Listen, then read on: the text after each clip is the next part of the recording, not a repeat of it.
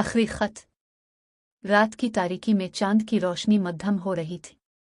शहर के एक पुराने महल्ले में एक छोटा सा मकान था जहां अहमद और सारा रहते थे। अहमद एक मसरूफ जिंदगी गुजारता था, हमेशा काम में मशगूल रहता। सारा एक हसास और मोहब्बत करने वाली औरत थी जो अपने शौहर से बहुत मोहब्बत करती थी। लेकिन वक्त के साथ साथ अहमद और सारा के दरमियान फासले बढ़ने लगे। अहमद की मसरूफियात ने इन दोनों के दरमियान दीवार खड़ी कर दी। सारा के दिल में उदासी घर कर गई, लेकिन उसने कभी अहमद से शिकायत नहीं की। एक दिन सारा ने अहमद के लिए एक खत लिखा। इस खत में उसने अपनी तमाम एहसासात बयान किए और अपनी मोहब्बत का इजहार किया। इसने लिखा, अहमद, मैं तुमसे बेपनाह मोहब्बत करती हूँ। मैं जानती हूँ कि तुम बहुत मेहनत करते हो, लेकिन मुझे तुम्हारी कुर्बत की ज़रूरत है। इसने खत को एक खूबसूरत लिफाफे में डाला और अहमद के बैग में रख दिया, इस उम्मीद के साथ कि अहमद उसे पढ़ेगा और उसकी मोहब्बत को समझेगा।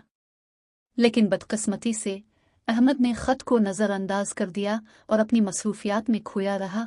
कुछ दिन बाद सारा एक हादसे में जख्मी हो गई और उसे अस्पताल में दाखिल करना पड़ा।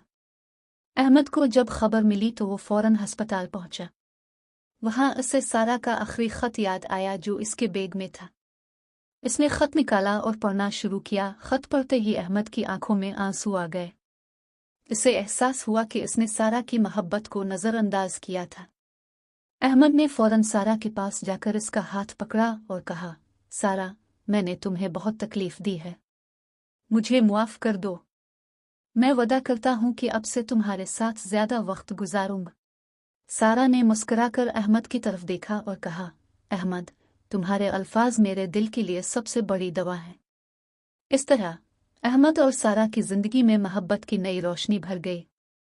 उन्होंने एक दूसरे के साथ ज्यादा वक्त गुजारना शुरू किया और उनकी जिंदगी फिर से खुशियों से भर गई।